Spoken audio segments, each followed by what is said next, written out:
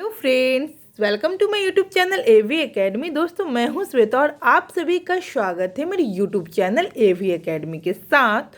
दोस्तों, आज हम लोग प्रीवियस ईयर क्वेश्चन को देखेंगे जो कि बीपीएससी द्वारा पूछा गया क्वेश्चन है। यह आने वाले हर एक एग्जामिनेशंस के लिए बहुत ही ज़्यादा इम्पॉर्टेंट है, चाहे वह टीचिंग से रिलेटेड एग्जामिनेशंस हो या फिर बिहार एसएससी वाली जो एग्जामिनेशंस होने वाली उसके लिए भी बहुत ज़्यादा इम्पॉर्टेंट है।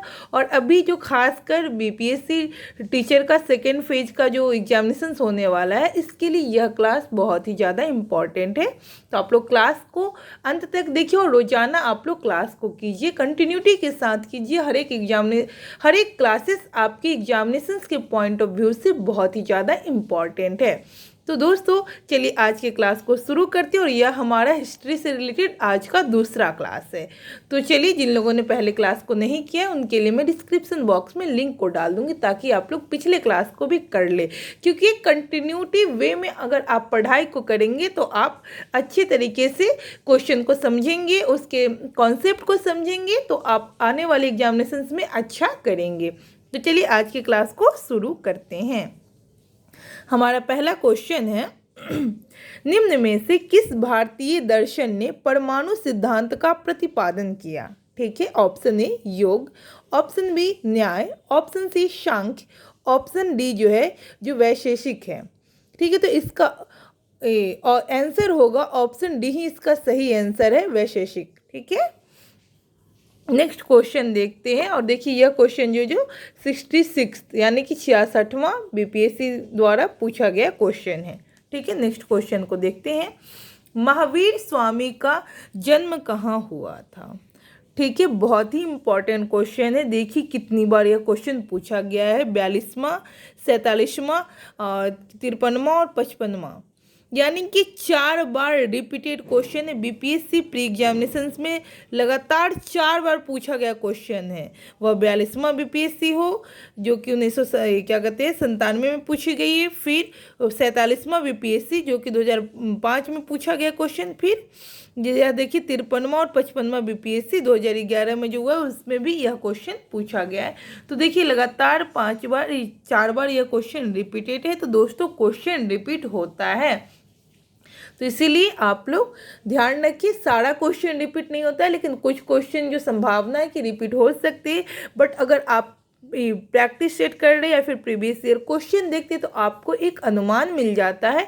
और आप अगर क्वेश्चन देखते हैं तो इसी टाइप के और क्वेश्चन आपके एग्जामिनेशंस में आने की संभावना रहती है। तो आपको जब आप प्रैक्टिस करेंगे, कंटिन्यूटी वे में आप पढ़ाई करेंगे तो आपको समझ में आ जाएगा कि कौन सा क्वेश्चन का क्या आंसर होगा, क्योंकि जब आप प्रैक्टिस सेट करेंगे तो आपको हर एक चीज़ क्लियर होते चला जाता है। इसीलिए कंटिन्यूटी वे में इस क्लास को आप लोग कीजिए, आप लोग को बेनिफिट होगा। चलिए आते हैं क्वेश्चन पे।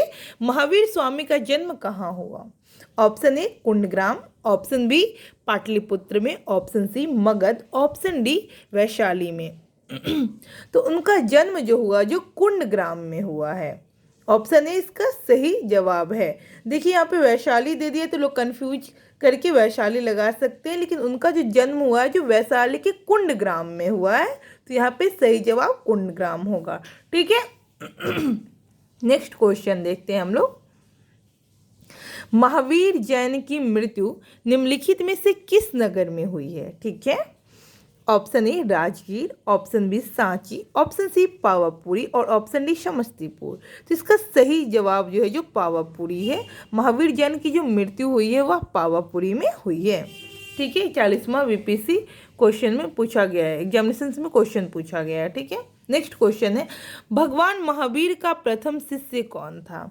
तो दोस्तों, सभी को पता है कि भगवान महावीर का जो प्रथम शिष्य था उनके दामाद ही थे जो प्रथम शिष्य थे, जामाली। यही इसका सही जवाब है। जामाली जो है जो यही जामाली जो है जो इनके प्रथम शिष्य बने थे। ठीक है, यह इनके दामाद थे, यह प्रथम अनुयायी बने थे इनके। ठीक है, प्रथम शिष्य बने थे। चलिए नेक्स्ट क्वेश्चन देखते हैं हम लोग। निम्न में से कौन सबसे पूर्वकालिक जैन ग्रंथ कहलाता है? तो ऑप्शन ए है 12 अंक, ऑप्शन बी है 12 उपांग, ऑप्शन सी है 14 पूर्व, ऑप्शन डी है 14 उप पूर्व। तो इसका सही जवाब हो जाएगा 14 पूर्व। ठीक है, नेक्स्ट क्वेश्चन देखते हैं हम लोग। नेक्स्ट क्वेश्चन है हमारा, निम्नलिखित में से कौन महायान बौद्ध धर्म और हीनयान बौद्ध धर्म के बीच मूलभूत अंतर का प्रतिनिधित्व करता है? ठीक है, ऑप्शन ए अहिंसा पर जोर, ऑप्शन बी जाति विहीन समाज, ऑप्शन सी देवी देवताओं की पूजा मूर्ति पूजा करना, और ऑप्शन डी स्तूप की पूजा। तो इसका सही आंसर है ऑप्शन सी देवी देवताओं की मूर्ति पूजा करना। ठीक है, नेक्स्ट क्वेश्चन देखते हैं हम लोग। नेक्स्ट क्वेश्चन है हमारा, महात्मा बुद्ध ने अपना पहला धर्म चक्र परिवर्तन जो किस स्थान पर दिया था? Option A Lumbini, option B Sarnath, option C Pataliputra में, ऑप्शन डी वैशाली में। तो इन्होंने जो धर्म चक्र प्रवर्तन जो महात्मा बुद्ध ने जो दिया है वह सारनाथ में। ठीक है, चलिए, कितनी बार क्वेश्चन ये भी पूछ देता है कि महात्मा बुद्ध जो अपना पहला उपदेश कहाँ दिया, तो यह भी इसका भी जवाब यही होगा, सारनाथ। तो ध्यान रखिएगा। चलिए नेक्स्ट क्वेश्चन में देखते हैं हम लोग। नेक्स्ट क्वेश्चन पे आते हैं। नेक्स्ट क्वेश्चन है हमारा, महात्मा बुद्ध का महापरिनिर्वाण कहाँ हुआ? ठीक है, option A Lumbini, option B Bodhgaya, option C Kushinagar, और ऑप्शन डी कपिलवस्तु में। तो सही जवाब होगा कुशीनगर में इनका महापरिनिर्वाण हुआ। देखिए, यह भी क्वेश्चन रिपीटेड है, यानी कि वेरी इंपॉर्टेंट VBI क्वेश्चन है। ध्यान रखिएगा, यह क्वेश्चन जो 47वां और 47वां BPSC और क्या कहते हैं 53वां और 55वां BPSC में पूछा गया क्वेश्चन है प्री एग्जामिनेशंस में।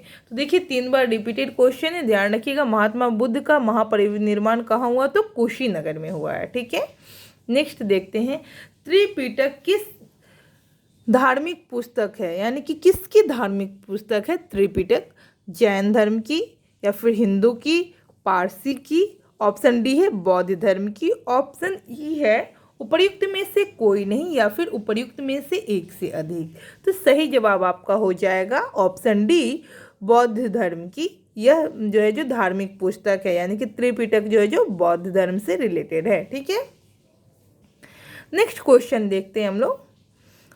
त्रिरत्न या 3 रत्न जैसे सटीक ज्ञान, सच्ची आस्था और सटीक क्रिया निम्न में से किसके साथ संबंधित है? ठीक है, ऑप्शन ए बौद्ध धर्म, ऑप्शन बी हिंदू धर्म, ऑप्शन सी जैन धर्म, ऑप्शन डी ईसाई धर्म, ऑप्शन ई है उपर्युक्त में से कोई नहीं, या फिर उपर्युक्त में से एक से अधिक। तो सही जवाब होगा आपका ऑप्शन सी जैन धर्म से। त्रिपिटक, त्रिरत्न जैसे सटीक ज्ञान, सच्ची आस्था और सटीक क्रिया जो संबंधित है जैन धर्म से। सी ऑप्शन इसका सही जवाब है। ठीक है, आते हैं नेक्स्ट क्वेश्चन में। नेक्स्ट क्वेश्चन है हमारा,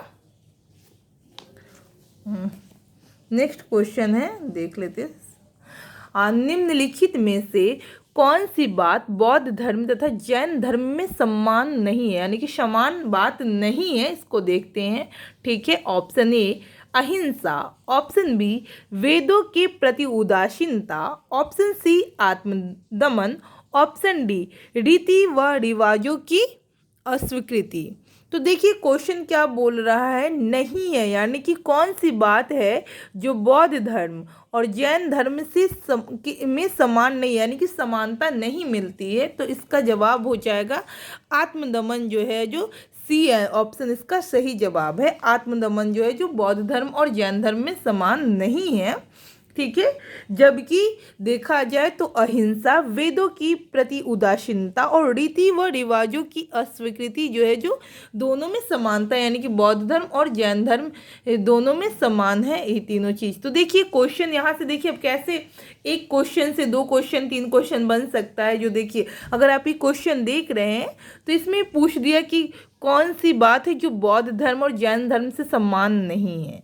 समान बात आत्मदमन आपने देख लिया, तो ठीक है। अगर ये क्वेश्चन रिपीट नहीं करता है तो मे भी दूसरा क्वेश्चन जो सेट हो, इसमें ये क्वेश्चन रह सकता है कि इनमें से कौन सी बात है जो बौद्ध धर्म और जैन धर्म से समान है यानी कि मिलती है, ठीक है, जिसमें 3 ऑप्शन कुछ और दे देगा और एक ऑप्शन दे देगा वेदों के प्रति उदासीनता।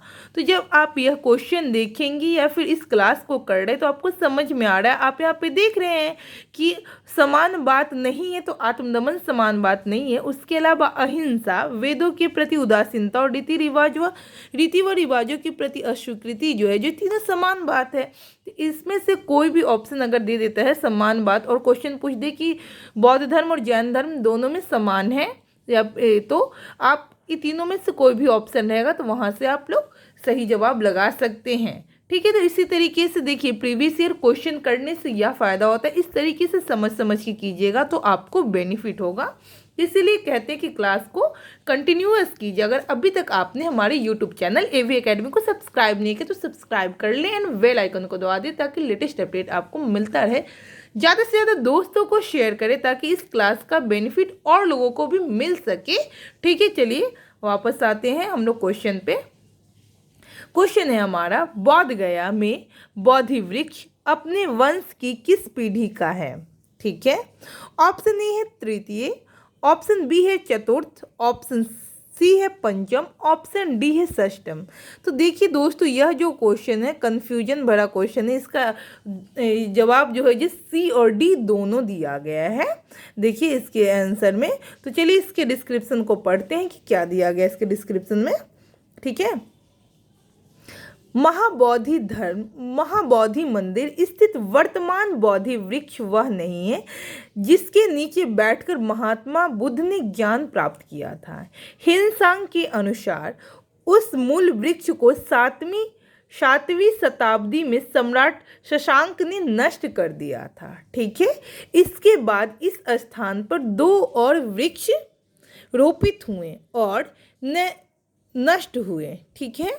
वर्तमान वृक्ष जिसे हम देख रहे हैं वह 5वीं पीढ़ी का वृक्ष है जिसे अलेक्जेंडर कनिंघम ने लगवाया था। यह वृक्ष पूरी तरह संरक्षित है और केवल इससे गिरी हुई पत्तियों को ही छूने एवं उठाने का अधिकार है, ठीक है। तो इनके अनुसार बताया जा रहा है कि यह 5वीं पीढ़ी का वृक्ष है, ठीक है। लेकिन दूसरा तथ्य देखते हैं हम लोग। एक अन्य तथ्य के अनुसार यह वृक्ष क्रमशः 2 बार सम्राट अशोक, 1 बार पुष्पमित्र शुंग, 1 बार पूर्व वर्मा तथा अंत में कनिंघम द्वारा लगाया गया, ठीक है। यह 6ठी पीढ़ी का वृक्ष है। बिहार सरकार के पर्यटन विभाग की वेबसाइट पर इसे 5वीं पीढ़ी का बताया जाता है, यानी कि बिहार सरकार का जो वेबसाइट है इस पर इसे 5वीं पीढ़ी का बताया जाता है। तथ्यों में विवाद होने के कारण बिहार लोक सेवा आयोग ने इस प्रश्न को मूल्यांकन से बाहर कर दिया। तो देखिए इस क्वेश्चन में विवाद है क्योंकि पंचम और षष्ठम में विवाद हो गया कि किस पीढ़ी का है। तो कुछ लोग पंचम कह रहे हैं तो कुछ लोगों का कहना है कि षष्ठम का है, मतलब कि षष्ठम पीढ़ी का वृक्ष, तो इसीलिए इसमें विवाद है, ठीक है। आते नेक्स्ट क्वेश्चन में। बराबर की गुफाओं का उपयोग किसने आश्रय गृह के रूप में किया, ठीक है। ऑप्शन ए आजीविकों ने, ऑप्शन बी थारुओं ने, ऑप्शन सी जैनों ने और ऑप्शन डी तांत्रिकों ने। तो इसका सही जवाब हो जाएगा ऑप्शन ए आजीविकों ने। बराबर की जो गुफाओं का उपयोग किसने आश्रय गृह के रूप में किया था, तो आजीविकों ने इसको आश्रय गृह के रूप में उपयोग किया था, ठीक है। नेक्स्ट क्वेश्चन देखते हैं हम लोग। नेक्स्ट क्वेश्चन हमारा यहाँ है, आजीवक संप्रदाय के संस्थापक थे, यानी कि आजीवक संप्रदाय के संस्थापक कौन थे। ऑप्शन ए देखते हैं आनंद, ऑप्शन बी है राहुलो भद्र, ऑप्शन सी है मखली गोशाल, ऑप्शन डी है उपाली। तो इसका सही जवाब है ऑप्शन सी मखली गोशाल, ठीक है, जो कि आजीवक संप्रदाय के संस्थापक थे, ठीक है। नेक्स्ट क्वेश्चन है, पाटलिपुत्र के संस्थापक थे, यानी कि पाटलिपुत्र के संस्थापक थे कौन है जो पाटलिपुत्र के संस्थापक है, यही क्वेश्चन पूछ रहा है। Option A Udaygiri, option B Bimbisar, option C Ashok और ऑप्शन डी है महापद्म नंदन। तो इसका जो जवाब है देखिए इसमें स्टार मार्क लगाया गया है। ठीक है, तो इसके डिस्क्रिप्शन को देखते हैं क्या कह रहा है। पाटलिपुत्र की जो स्थापना है अजातशत्रु ने गंगा और सोन नदी के संगम पर पाटली ग्राम में एक किला बनाकर की थी। ठीक है, उदयन ने मगध साम्राज्य की राजधानी राजगृह से पाटलिपुत्र स्थानांतरित की। ठीक है, यह नगर शिशुनाग वंश, नंद वंश और मौर्य वंश की भी राजधानी रहा। तो ठीक है, आप समझ गए होंगे। चलिए नेक्स्ट क्वेश्चन को देखते हैं हम लोग। नेक्स्ट क्वेश्चन है हमारा, किस शासक द्वारा सर्वप्रथम पाटलिपुत्र का राजधानी के रूप में चयन किया गया था? ठीक है, तो ऑप्शन ए है अजातशत्रु द्वारा, ऑप्शन बी है कालाशोक द्वारा, ऑप्शन सी है उदयन द्वारा, ऑप्शन डी है कनिष्क द्वारा। तो इसका सही जवाब हो जाएगा ऑप्शन सी उदयन के द्वारा। तो देखिए इंपॉर्टेंट क्वेश्चन है। चलिए नेक्स्ट क्वेश्चन को देखते हैं हम लोग। जितने भी क्वेश्चन है दोस्तों सभी के सभी क्वेश्चन बहुत ही ज़्यादा इंपॉर्टेंट है, तो आप लोग ध्यानपूर्वक क्वेश्चन को देखिए, समझने की कोशिश कीजिए, आप लोगों को ध्यान में रहेगा क्वेश्चन। ठीक ना, जब आपके एग्जामिनेशंस में क्वेश्चन मिलेंगे, ऑप्शन आएंगे, तो आप लोग ऑटोमेटिक आप सही जवाब लगाएंगे, क्योंकि आप कंटिन्यूअस वे में इतना ज़्यादा ना क्वेश्चन का प्रैक्टिस कर लेंगे कि आपको सभी क्वेश्चन का जो आंसर है जो ऑटोमेटिक आपको उस टाइम जब एग्जामिनेशन सॉल्व में बैठेगा तो आपको ध्यान में आते जाएंगे और आप सही लगाते जाएंगे। इसीलिए कह रहे हैं आप कंटिन्यूअस वे में प्रैक्टिस कीजिए, पढ़ाई को कंटिन्यूटी के साथ कीजिए और पूरी ईमानदारी और लगन के साथ कीजिए। ठीक है, चलिए नेक्स्ट क्वेश्चन को देखते हैं। निम्नलिखित में से किस राजा ने पाटलिपुत्र बसाया था? ठीक है, option A Shishunag, option B Bimbisar, option C Ajatashatru, option D Udayan. तो इसका सही जवाब हो जाएगा ऑप्शन डी उदयन, जो है जो पाटलिपुत्र को बसाया था। ठीक है, नेक्स्ट क्वेश्चन देखते हैं। इसमें सही मिलान करना है कूट 1 को कूट 2 से। ठीक है, पहला जो सूची है हमारा ताम्रपाषाण युगीन स्थल है और दूसरा जो ताम्रपाषाण युगीन सभ्यता स्थलों की नदियां हैं। इन दोनों को स्थल और इसकी जो नदियां हैं इसको एक दूसरे से मिलान करना। ठीक है, तो आहार स्थल की जो नदियां थी, तो देखिए आहार स्थल की नदी है बनास। कायथा की जो नदी है कालीसिंध। श्वालदा की जो क्या कहते हैं नदी है ताप्ती। और मालवा की नदी है नर्मदा। ठीक है, एक बार इसको रिपीट कर देते हैं। आहार की नदी बनास,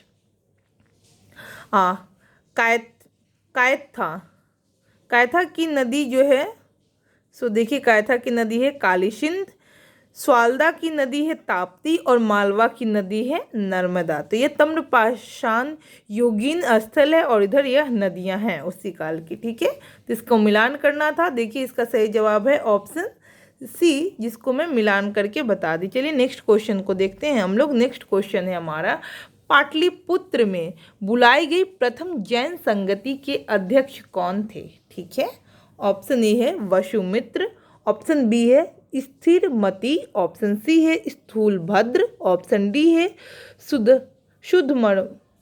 सुधर्मन। ठीक है, तो और ऑप्शन ई है उपर्युक्त में से कोई नहीं या फिर उपर्युक्त में से एक से अधिक। तो इसका सही जवाब ऑप्शन सी होगा स्थूलभद्र। देखिए क्या है क्वेश्चन, क्या पूछा था, पाटलिपुत्र में बुलाई गई प्रथम जैन संगति के अध्यक्ष कौन है? संगति के अध्यक्ष तो स्थूलभद्र है जो प्रथम जैन संगति के अध्यक्ष है। और यह कहाँ बुलाई गई थी यह जैन संगति? तो पाटलिपुत्र में। यह जैन संगति जो है जो पाटलिपुत्र में। तो देखिए एक क्वेश्चन से 2-3 क्वेश्चन बन सकता है, तो ध्यान रखिएगा। पहला क्वेश्चन तो जो क्वेश्चन है वही है कि पाटलिपुत्र में बुलाई गई प्रथम जैन संगति के अध्यक्ष कौन थे? तो स्थूलभद्र थे। ठीक है, एक क्वेश्चन ये हो सकता है कि मतलब कि यह होगा कि जो प्रथम जैन संगति जो है जो किस जगह पे बुलाई गई थी, वह कौन सा जगह था? पाटलिपुत्र दे देगा, वैशाली दे देगा, कौशाम्बी दे देगा, इस तरीके से 3-4 ऑप्शन दे देगा।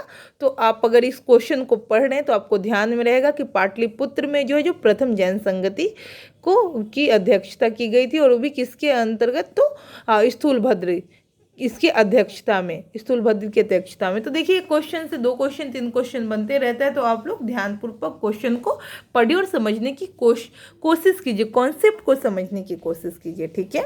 नेक्स्ट क्वेश्चन देखते हैं, किस शासक ने अपनी राजधानी पाटलिपुत्र में स्थानांतरित की थी?